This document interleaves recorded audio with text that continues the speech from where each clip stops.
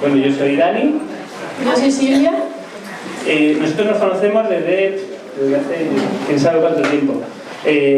Cuando empezamos los dos en Cuarto Mundo lleva aquí en Madrid, empezó en un barrio de una zona de Vallecas de Palomeras, donde vivía Silvia, y hace ya 25 años, años 90, mediados de los años 90, así que éramos jóvenes, incluso era una niña incluso, y desde entonces nos conocemos, y lo que queremos compartir hoy es un poco toda esta trayectoria compartida, ¿no? Y estas reflexiones compartidas. Veníamos diciendo, ostras, qué nervios, tanta gente, a ver qué vamos a contar.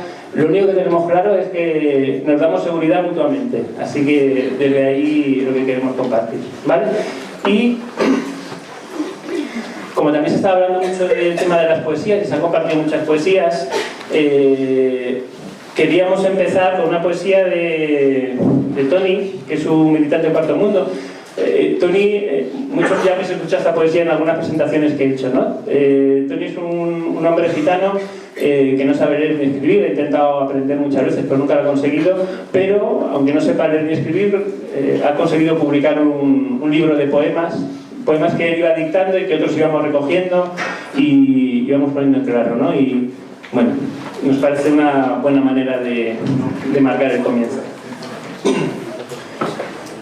En medio de la noche, en un viejo bidón oxidado, la sombra de una mujer tan transparente como el aire hace fuego para calentarse.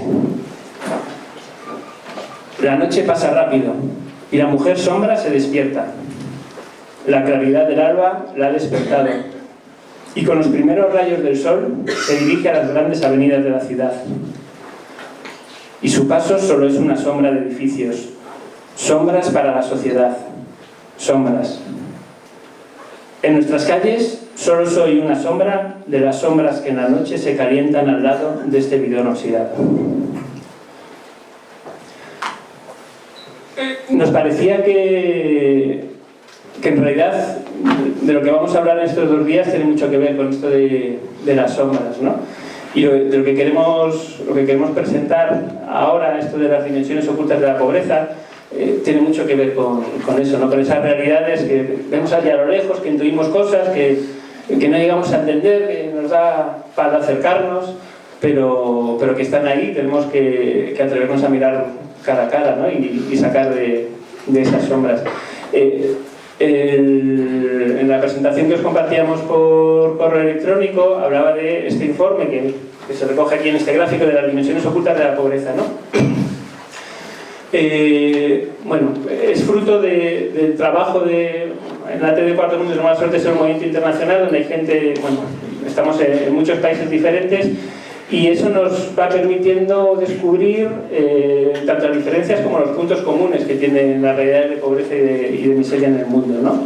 Muchas veces cuando hablamos de pobreza nos quedamos en las cuestiones que aparecen ahí más en el exterior, en temas de identidad, de localización, de momentos, ¿no? Hablamos de la pobreza infantil o de la pobreza de los migrantes o de la pobreza de la población gitana o de la pobreza en Andalucía, de determinadas regiones, determinados colectivos que parece que tienen como especificidades y está bien el abordar y recoger esas especificidades de cada lugar, de cada grupo, ¿no? Pero hay también realidades que son comunes, ¿no?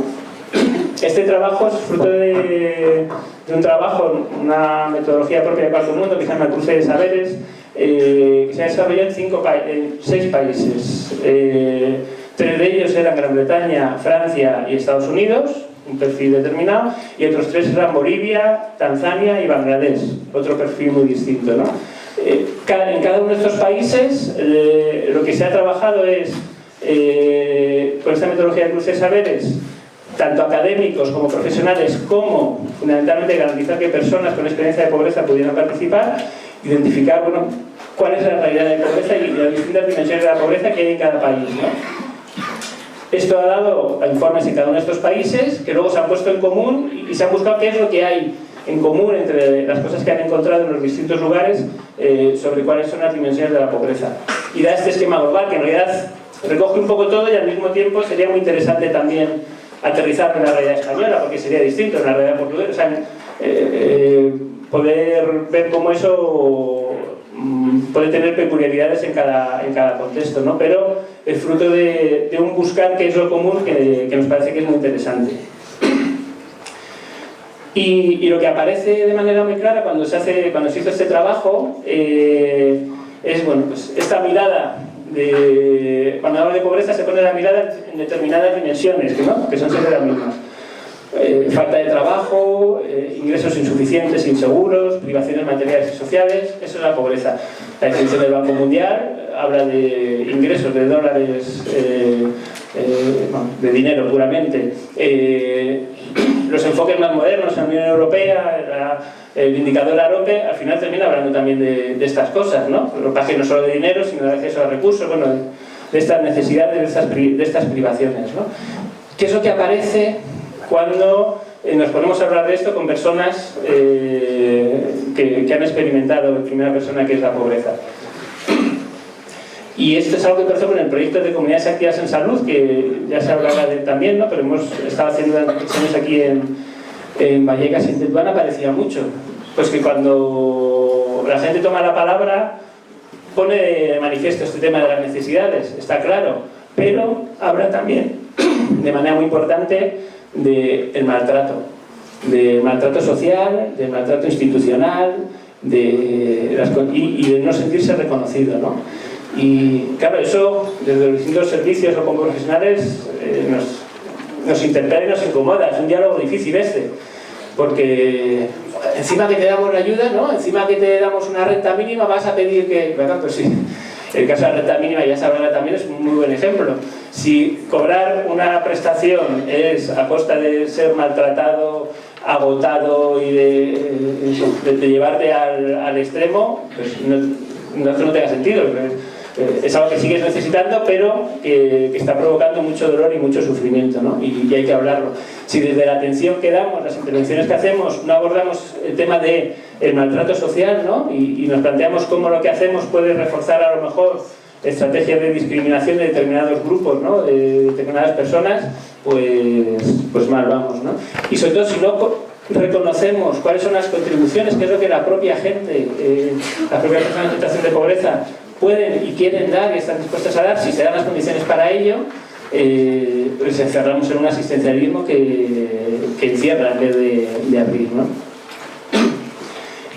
Y luego, por último, hay otra dimensión que aparece también, que tiene que ser escuchada, pero no solo escuchada, sino ser tomada en cuenta como una clave fundamental para todo el abordaje que queramos hacer de la lucha contra la pobreza, que es la parte de la experiencia central, ¿no? Aparte de toda la parte de privaciones o necesidades, de toda la parte más relacional y más de los vínculos, está esa parte de qué es lo que pasa ahí dentro, ¿no? Cuando sufres, cuando te ves golpeado por la pobreza, ¿no?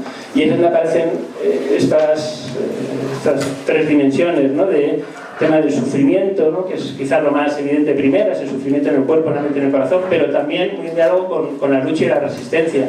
Las imágenes que nos venden de el vagabundo tirado en el banco con el cartón de vino, claro que es una imagen real, pero es una imagen de un momento. Hay dos momentos donde esa persona se levanta e intenta tirar para adelante.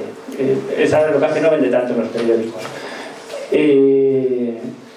Y luego, otra de las cuestiones que yo creo que nos tiene que cuestionar mucho es el tema del desempoderamiento, de todas las prácticas que terminan golpeando a la gente e incapacitando que puedan seguir luchando y seguir resistiendo, ¿no?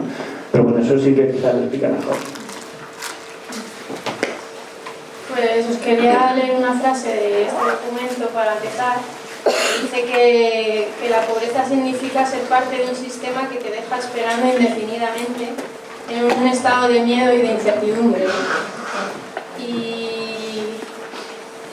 para mí ha sido eso, el no tener las riendas de tu vida, el no proyectarte en un futuro, en pensar simplemente en el día a día. Es como que te limita, ¿no? Te encierra porque no ves más allá, ¿no? De la situación que tienes delante y no ves posibilidad de que eso pueda ser de otra manera, ¿no? Y a propósito del sufrimiento que hice en esta zona central del cuerpo, en la mente y en el corazón, no es solo un sufrimiento de que tengas frío porque pues, vives en una casa donde hay humedades o tienes que ir tienes que ir a por agua a la fuente y el agua está helada en invierno.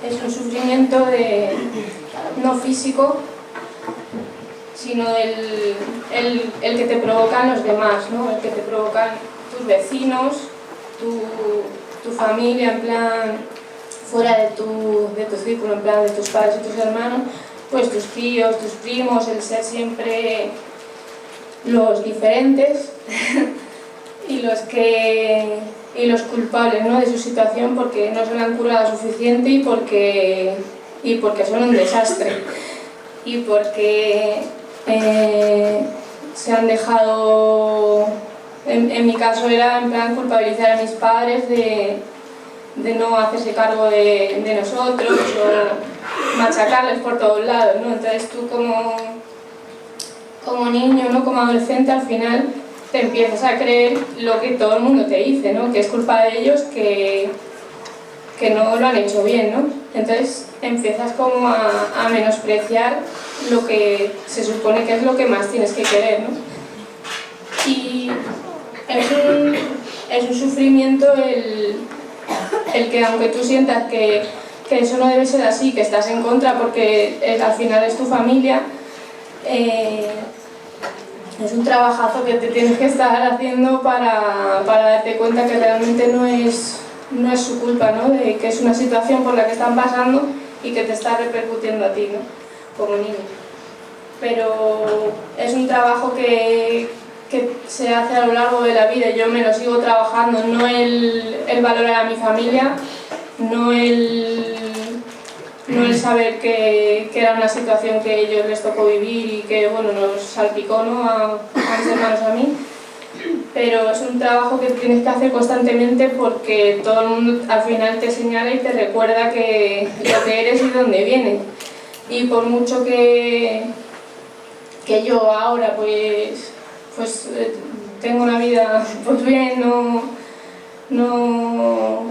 vamos, que no tengo que estar pensando en qué voy a comer hoy o tengo niñas que les puedo dar una seguridad en este momento y tal, pues yo vengo de donde vengo, entonces mi familia sigue estando con 1000 problemas que yo no puedo separar de la persona que soy.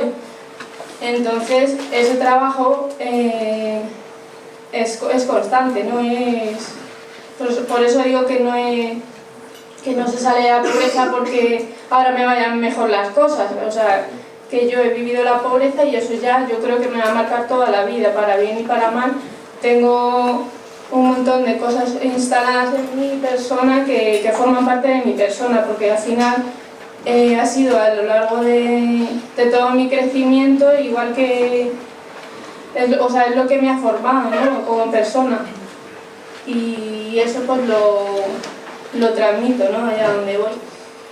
Y lo que digo hoy que me toca trabajarme constantemente es el seguir luchando, el seguir resistiendo, ¿no?, a todo lo que me recuerdan de dónde vengo, ¿sabes? Porque hay inseguridades que yo tengo que es por lo que me ha tocado vivir, por lo que he tenido que sufrir desde niña y eso está ahí, ¿no? Yo sigo sin imaginarme mi futuro, sigo teniendo vergüenza, sigo teniendo miedo, un montón de cosas que no deberían de ser así porque en la actualidad yo no tendría por qué sufrirlas, pero como psicológicamente me han bombardeado de que yo tengo que sentir eso, pues lo sigo sintiendo, ¿no?, de alguna manera. Y lo que he leído antes de la frase de esto de vivir con este miedo y esta incertidumbre es bastante agotador porque porque no saber hacia dónde tirar, hacia dónde ir, es bastante, es bastante agotador, porque al final como que ves que todo el mundo va saliendo adelante y tú te vas quedando ahí atrás como si fueras inútil, ¿no? Como si no fueras capaz o como si no pudieras, ¿no? Es una cosa que como que te lo han estado diciendo tanto o tú simplemente te has estado metiendo esa idea en la cabeza que salir de ahí es muy difícil. Hay una imagen que... ¿Alguien puede darle aquí? Asistencia. Para pasar al siguiente. Es una imagen que también conoceréis algunos. Explica la imagen porque no la veo. Sí, hay desde zonas. Vale. Hay sitio, ¿eh? Os contamos la Hay imagen. sitio aquí, ¿eh? Sí. Mucho espacio, podéis pasar. Hay mucho sitio.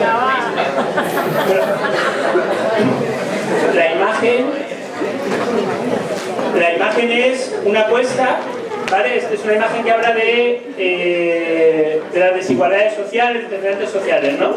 Una persona empujando una roca, bueno, hay peligros para la salud, intenta hacer avanzar la roca, pero claro, esa cuesta que se hace mayor, cuanto más pobreza, cuanto más problemas de alimentación, cuanto más problemas de desempleo, de vivienda, bueno, a medida que va habiendo más problemas en esas distintas dimensiones, a medida que se sufren más desigualdades sociales, esa cuesta se hace más grande. Llega un momento en el que no es posible hacer avanzar esa piedra. Llega un momento en que en vez de intentar hacer avanzar esa piedra, lo único que puedes esperar es hacer esfuerzo para que no te aplaste y no te pase por encima, ¿no? Y bueno, esto es una imagen que ha hecho algún académico por ahí, que hay gente muy lista y hace cosas muy majas, pero Tony, el mismo que escribió este libro, nos contaba una vez una frase que a otros nos marcó, ¿no? Voy a leer de aquí. No todos avanzamos en la vida de la misma manera. Algunas personas, pocas, tienen un camino llano delante de ellas, sin obstáculos. Otras tienen algunas cuestas que subir, pero algunos tenemos que subir constantemente montañas, bien empinadas, y no nos podemos parar. Si te paras, te caes, siempre subiendo. Y bueno, pensaba un poco en esto en lo que contabas, ¿no? Ese esfuerzo constante, que además desde fuera te dirá, joder, no avanzas, tío. Este que viene a la consulta constantemente y qué tal, y es que no hay manera de que avance, ¿eh? Me cago en la mano. Sí, que es súper frustrante, ¿no? Que tú quieres llevar hacia donde los demás y a ti, pues, como te pasan 1000 problemas, es como que sientes que te están poniendo obstáculos todo el tiempo para cualquier pequeña cosa. Y entonces, pues te sientes menos que los demás, te sientes que te están puteando, vamos. Y es muy difícil, es muy agotador también y sientes una rabia y una impotencia que algunos lo expresan con agresividad, otros nos da por llorar y al final lo que te están haciendo es que tú no avances, que tú te quedes estancado y encima te digan es que te quedas estancado porque no quieres, porque no te esfuerzas lo suficiente, porque no, pues eso, que no te esfuerzas, ¿no? Que entonces es como, pero vamos a ver, es que no te pones en mi piel, que es que no puedo más y no ven el trabajo que estás haciendo todo el rato porque no te puedes parar realmente, porque es como dice, ¿no, Tony? Que si te paras es que te caes y realmente luego tienes que volver a empezar desde cero, o sea, es todo el tiempo eso, como estar subiendo una montaña que encima nadie te valora o muy pocos te valoran y encima te juzgan, ¿no? de lo mal que lo estás haciendo todo el tiempo. ¿Podéis pasar a la siguiente? Comentaba Silvia, que luego frente a estas situaciones, pues a unos les entra la rabia y y se cabrean y nos molestan, porque joder, pues si yo entiendo que está muy mal, pero no son las maneras, ¿no?, de pedir las cosas, que viene aquí gritando, cabreado, enrabietado. A ver si aprende o le enseñamos a plantear las cosas más tranquilamente y así le irá mejor en la vida, ¿no? Eso aparece a veces. O a través de la emoción, de las lágrimas, que eso más incomoda mucho. Yo me acuerdo cuando hemos estado preparando esto, yo tengo que reconocer, pues Silvia ha dicho, a mí me da por llorar, pues es verdad que ha habido muchos momentos en los que a mí eso me incomoda mucho, pero digo, hostia, está llorando, a lo mejor hay que cortarla. Sí, y para mí hicimos un pequeño vídeo con los de 1 cada 8 horas, que hay próximamente en sus pantallas, donde pasó justamente eso, que Silvia hablaba y se emocionaba y bueno, ¿y esto qué hacemos? Y de repente dijo, pero es que si no, la alternativa es callarme. O sea, es que no puedo decir de otra manera. Entonces, o lo digo de esta manera, sabiendo que no es la mejor, o me callo. Y luego me llamaba la atención también porque cuando hemos compartido la ponencia, desde el otro lado, varias de las respuestas apuntaban el tema de la culpabilidad, nos sentimos culpables y tal. O sea, de repente, frente al tema de la pobreza, se nos moviliza tanta mierda, porque es un tema bien jodido. Y que no sabemos muy bien qué hacer frente a eso y nos sentimos todos mal, quienes lo sufren porque la sufren. Y los que no la sufrimos porque además nos sentimos culpables, no sabemos, somos incapaces. Total, que al final lo más cómodo es pasar del tema y no meterse en eso, ¿no? Los que estuvisteis en la obra de teatro de ayer, ¿no?, es el momento en el de mejor no hablemos de esto, ¿no? Porque para qué sacar esto que nos conflictúa, que nos mete a todas en líos, ¿no? Y hablando de eso nos venía esta imagen. Este es el lema. Ahora. Previamente a esta investigación de las dimensiones ocultas de la pobreza, desde el Cuarto Mundo Internacional se hizo otra investigación también con distintos países que se llamaba La miseria es violencia. Y que lo que quería poner de manifiesto era eso, la pobreza y la miseria como violencia que destruye a quienes la sufren y que nos destruye como sociedad. Y hablar de esta dimensión porque la pobreza y la miseria es eso, de recursos, de derechos y tal, para hablar de la pobreza como violencia es violento también, porque hablar de intervenciones profesionales que violentan a quienes sufren la pobreza es fastidiar, ¿no? Y fue muy interesante como, sobre todo era la gente de Bolivia, creo que fue, en Bolivia, en Perú, donde enseguida avanzaron diciendo, no, pero es que la clave de nuestra experiencia es hay que romper el silencio, ¿no? Es el dibujo que aparece aquí en el lema que aparece en distintos idiomas, ¿no? La miseria es violencia y frente a eso hay que romper el silencio y buscar la paz. Pero ese romper el silencio es fundamental, ese atrevernos a hablar, aunque sea a gritos, si es como sale en este momento. Recoger eso es lo que permitirá que en otros momentos la cosa cambie, ¿no? Aunque sea desde el dolor, aunque sea desde la culpabilidad, pero no dejemos de hablar e intentar entender al otro, ¿no? Y bueno, no lo hemos dicho, pero ahora os puede contar a lo mejor Silvia más de qué es ser militante Cuarto Mundo, cómo lo entendemos y qué sentido tiene con esto de romper el silencio. Para mí romper el silencio ha sido que lo que estaba diciendo, que a mí me daba por llorar, pues de pequeña adolescente pues quería decir una idea que yo tenía súper fuerte o que me parecía necesaria compartir y era incapaz de hacerlo porque eso me echaba a llorar y luego sentía impotencia de no soy capaz de decir lo que quiero, ¿no? Por todo ahí lo que se te remueve.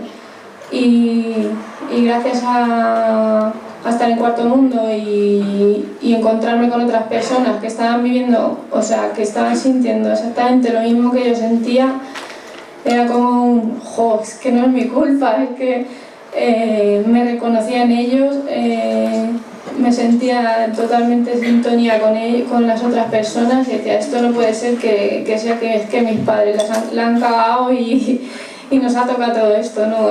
Esto tiene que venir de otro lado, ¿no? Y entonces con con los años y con muchos encuentros y eso, pues yo me di cuenta de eso, que la única manera de poder tener voz y de poder tener fuerzas para poder hablar era de sumarme a otras personas, de comprometerme, y era por el reconocimiento ¿no? de sentirme que ya no era la única que lo estaba pasando mal, sino que había otras personas que incluso no eran capaces ni de llorar, ni de venir a participar, ni de nada, porque se habían quedado totalmente estancadas en ese pozo y no habían sido capaces de salir.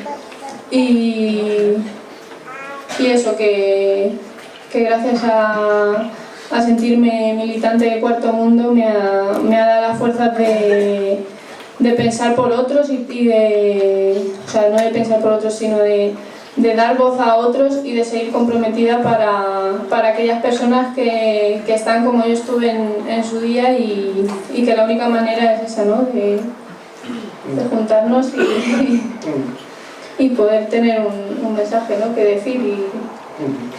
Sí. Y eso también nos implica a quienes no vivimos en pobreza también. O sea, es importante que podamos encontrarnos entre quienes estamos dándole vuelta a esas mismas cuestiones, ¿no? Está muy bien que podamos hablar de esa culpabilidad que sentimos, esa impotencia de cómo acompañamos, porque además a muchos de los que estamos aquí, que somos del ámbito sanitario, nos han enseñado cómo a curar, a ser un poco, a tener respuestas que frente a estas realidades no tenemos, ¿no? Y esta parte del reconocimiento y del diálogo a partir de eso es fundamental, ¿no? Pero cuesta dejar que la gente se junte para hablar para reconocerse entre ellos, entre ellas, para plantear cosas que nos resultan incómodas, pero es fundamental, ¿no? Y lo que comentaba Silvia de pensar en aquellos o en aquellas que hoy no están aquí. Bueno, pensando aquí en el seminario mismo, hay algunas personas, algunas vecinas que tienen una experiencia de lucha contra la pobreza que nos van a compartir, que van a participar, pero vamos, pues son muy minoría. Sepamos los que estamos aquí. Y ellas vienen con algo muy claro, vienen también para poder hacer presentes otras realidades, no para hablar de sí mismas, como dice Silvia, ¿no? Sino para poner encima de la mesa esas realidades de gente que es imposible que esté, pero que hay que también guardarles un sitio, ¿no? Y ver cómo en el futuro pueda participar. Eso, que es un trabajazo el no ponerte a hablar de tu situación, porque realmente eso lo que te sale es hablar de tu mierda, de lo que te está pasando, porque lo que quieres es solucionarlo, ¿no? Entonces es un esfuerzo muy grande el ponerte en el lugar de los demás y eso, y poder hablar por los que no pueden hablar, ¿no? Porque yo, por ejemplo, participaba en Cuarto Mundo, estaba súper guay, había hecho un encuentro con jóvenes, no sé qué, luego volví a casa y era como que te dabas ahí de frente otra vez con la realidad y era como... y otra vez, ¿no? Era como que desconectabas un poco, pero enseguida otra vez te dabas cuenta que no, eso, como que eso no era para ti, ¿no? Y era un trabajazo ahí constante de que sí, que lo que quiero es esto y gracias a la gente que creía, vamos, en nosotros, ¿sí, no? Y ya por terminar, y ceñirnos al tiempo, pues otro texto de Tony. Luego, si alguien quiere comprar el libro, se vende la publicidad.